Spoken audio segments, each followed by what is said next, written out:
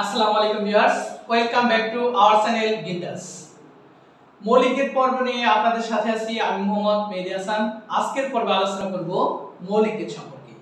আপনারা যারা admission fighter আছেন আপনাদের জন্য গুরুত্বপূর্ণ তথ্য দেওয়ার চেষ্টা করব মৌলিক গেট পর্বে। সাথে থাকুন, ভিডিওটা না টেনে সম্পূর্ণ দেখার অনুরোধ রইল। অ্যাডমিশন ফাইটার আপনাদের জন্য রইল শুভকামনা। আসুন দেখে আসি মৌলিক গেট কি। মৌলিক গেট, মৌলিক যে জিনিসটাকে আমাদের ভাঙা যায় না, ছোঁয়া যায় না, ভাঙা যায় না তাকে মৌলিক বলে, এরকম জিনিস। কিন্তু বুলিয়ান বীজগণিতে মৌলিক গেটটা একটা আলাদা জিনিস। মৌলিক গেট হলো মৌলিক ক্রিয়াকে বোঝানো হয়েছে। বুলিয়ান বীজগণিতের যে মৌলিক ক্রিয়াগুলো রয়েছে সেগুলোকে একসাথে কি বলা হয়? মৌলিক গেট বলা হয়। যেমন দেখেন, আমরা যদি এভাবে সংজ্ঞায়িত করে বলা যেতে পারে যে বুলিয়ান অ্যালজেব্রায় মৌলিক তিনটি ক্রিয়া। কয়টি ক্রিয়া? তিনটি। কি কি? অর, এন্ড এবং নট। অর্থাৎ যৌক্তিক যোগের ক্রিয়া, যৌক্তিক গুণের ক্রিয়া এবং যৌক্তিক পূরকের ক্রিয়া এই বাস্তবায়নের জন্য যে সকল গেট তৈরি করা হয় তাকে মৌলিক গেট বলে। অর্থাৎ আমরা বুঝতে পারতেছি যে বুলিয়ান বীজগণিতের যে মৌলিক তিনটি ক্রিয়া অর, এন্ড এবং নট, এই তিনটি ক্রিয়া বাস্তবায়নের জন্য আমরা যে সকল গেট তৈরি করে থাকি তাকে কি বলে? মৌলিক লজিক গেট বলে। তা প্রথমে আমরা আলোচনা করব মৌলিক লজিক গেটের ভিতরে অর গেট নিয়ে। অর গেট আসলে কি? অর গেট সম্পর্কে বিস্তারিত দেখেন লিখে দিয়েছি, আপনারা একটু বোঝার চেষ্টা করেন। অর আমরা আগে জানি, অর হলো যৌক্তিক কিসের কে? যোগের ক্রিয়া। অর্থাৎ অর গেটের বৈশিষ্ট্যগুলো দেখেন, দুই বা ততোধিক ইনপুট। অর্থাৎ আমাদের অর গেটে ইনপুট থাকবে কয়টি? দুই বা দুইয়ের অধিক, এরকম দুইটা ইনপুট থাকবে, একটি মাত্র আউটপুট থাকবে। অর্থাৎ এটার আউটপুট লাইন থাকবে কয়টা? একটা আউটপুট থাকবে। এখানে ইনপুট থাকতে পারে দুই বা ততোধিক, আউটপুট থাকবে কয়টা? একটা। যৌক্তিক যোগের কাজ করে। আর আমাদের এই সার্কিটটা যোগ দেখা হলো এরকম। এই সার্কিটটার চেহারা মানে যোগের ক্রিয়ার সার্কিটের চেহারাটা হলো ঠিক এইরকম। অর্থাৎ এখানে দুই বা ততোধিক ইনপুট থাকতে পারবে, আউটপুট কয়টা থাকবে? একটি থাকবে। আর এটা কাজ করে কিসের? যৌক্তিক যোগের। অর্থাৎ এখানে আপনি যে ইনপুটগুলো দেবেন সেগুলো আউটপুট হিসেবে কি পাবেন? যোগ আকারে পাবেন। এখন আসেন, আউটপুট হবে ইনপুট মানে যৌক্তিক যোগের সমান।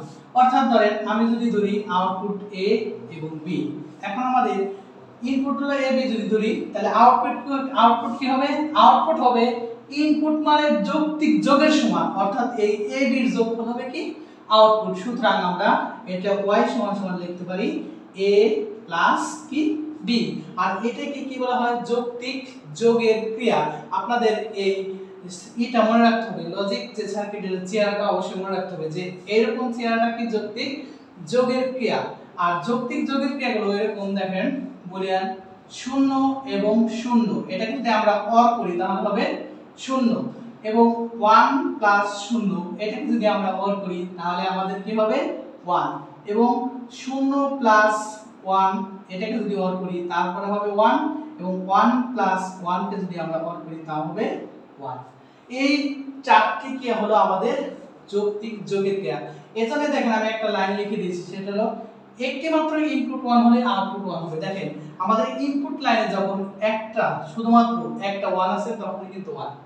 অর্থাৎ যে কোনো একটি, এখানে আপনি ধরুন অনেকগুলা 0, 1 প্লাস 0 0 প্লাস 0 প্লাস 1 সমান সমান এর মানটা হবে কি?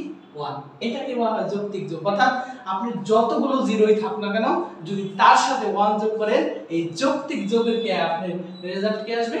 1 আসবে। অর্থাৎ ইনপুট গুলো হলো আমার যৌক্তিক যোগ আর আউটপুট হলো আমার একটা রেজাল্ট। অর্থাৎ ইনপুট দুই বা ততোধিক হতে পারে। এখন ধরেন এটার সাথে যদি আমরা আরেকটা ইনপুট যোগ করি, ধরেন সি যোগ করি, তাহলে কিন্তু আমাদের এটার সাথে সি কি হয়ে যাবে?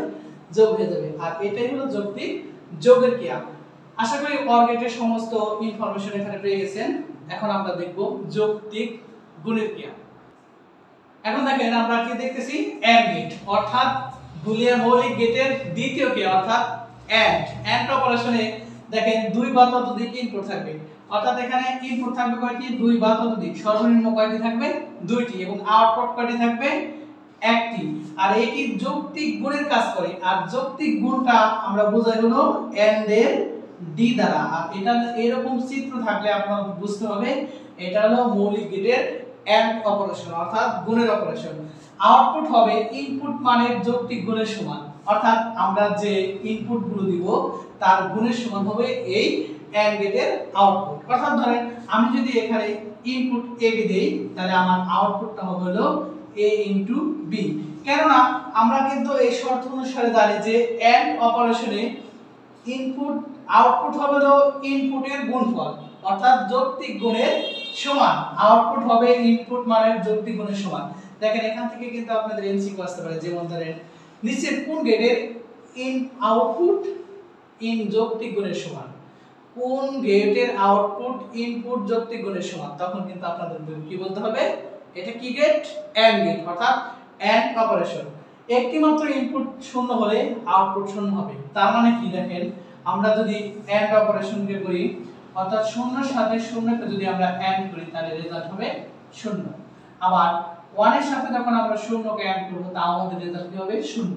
আবার শূন্যের সাথে যখন আমরা 1 কে এন্ড করব তাহলে আমাদের রেজাল্ট হবে কি, শূন্য। কিন্তু 1 এর সাথে যখন আমরা 1 কে এন্ড করব তখনই কেবলমাত্র কি হবে, 1 হবে। অর্থাৎ দেখেন আমি একটা জিনিস বলতে চাইছি যে একটি মাত্র ইনপুট শূন্য হলে আউটপুট শূন্য হয়।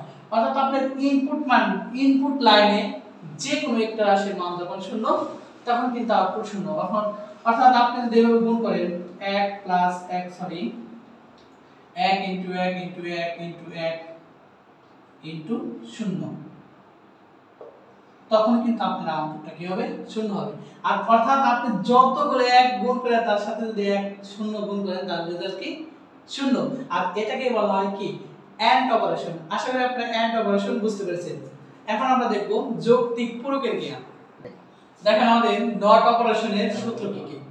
নট মানে হলো পূরক আর পূরক মানে হলো বিপরীত, অর্থাৎ ইনপুট আউটপুট এরা বিপরীত হয়ে থাকে। যেমন ধরেন নট কে থেকে আমার শর্ত হলো একটি ইনপুট, অর্থাৎ থাকবে কি একটি ইনপুট, একটি মাত্র আউটপুট, অর্থাৎ আউটপুট লাইন হবে একটি।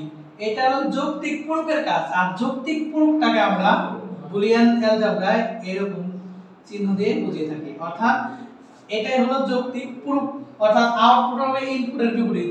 যখন আমরা আউটপুট এ লিখব তাহলে ইনপুট লিখতে হবে এবার।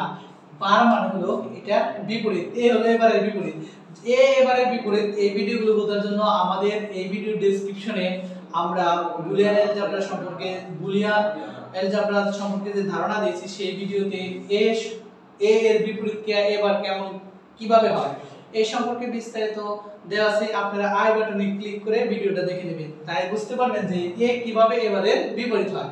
অর্থাৎ আরেকটা জিনিস মনে রাখবেন, নট গেট মানে হলো পূরক, আর পূরকের কাজটা হলো বিপরীত করে দেওয়া। অর্থাৎ এটার ইনপুট যদি হয় তাহলে আউটপুট হবে এবার। এখন ধরেন ইনপুট যদি 1 হয় তাহলে আউটপুট হবে 0, আবার আউটপুট যদি 0 হয় তাহলে ইনপুট হবে 1। এই হলো আমাদের নট গেটের কাজ। অর্থাৎ আমরা এই নটের ক্রিয়াগুলোকে যদি আমরা বিশ্লেষণ করি এভাবে বলা যেতে পারে যে এ নট করলে হবে এ বার, আবার শূন্যকে যদি আমরা নট করি হবে 1, আবার আমরা 1 কে যদি নট করি তাহলে কি হবে, শূন্য। এই হলো আমাদের যৌক্তিক কি পূরকের ক্রিয়া বা নট গেট। এখন আসেন আমরা এই তিনটি মৌলিক ক্রিয়াকে আবার একটু রিভিউ করি, তারপরে আপনারা আরো সুন্দর মতো বুঝতে পারবেন। দেখেন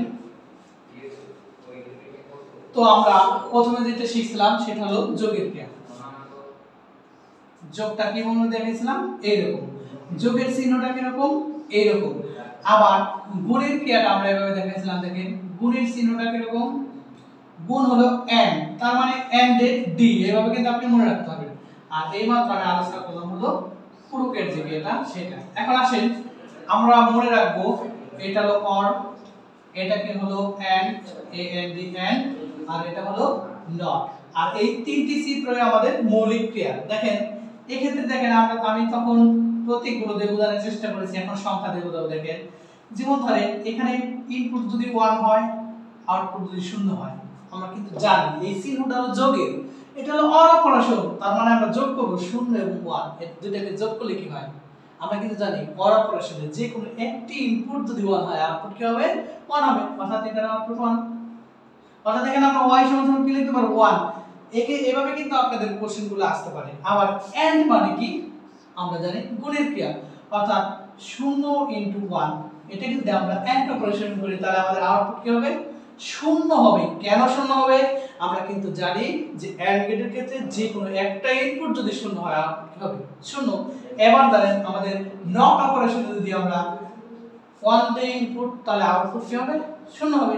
আবার যদি আমি আউটপুট 0 দেই তাহলে কি ইনপুট 0 দেই তাহলে আউটপুট কি হবে? 1 হবে। আশা করি আপনারা তিনটি মৌলিক ক্রিয়া সম্পর্কে অবশ্যই বুঝতে পেরেছেন। আপনাদের জন্য একটা কোশ্চেন রইলো, আপনারা অ্যানসার করবেন। দেখেন কোশ্চেনটি আমি দিয়ে দিচ্ছি, আপনারা অবশ্যই কমেন্ট বক্সে এইটার প্রশ্ন জানাবেন। দেখেন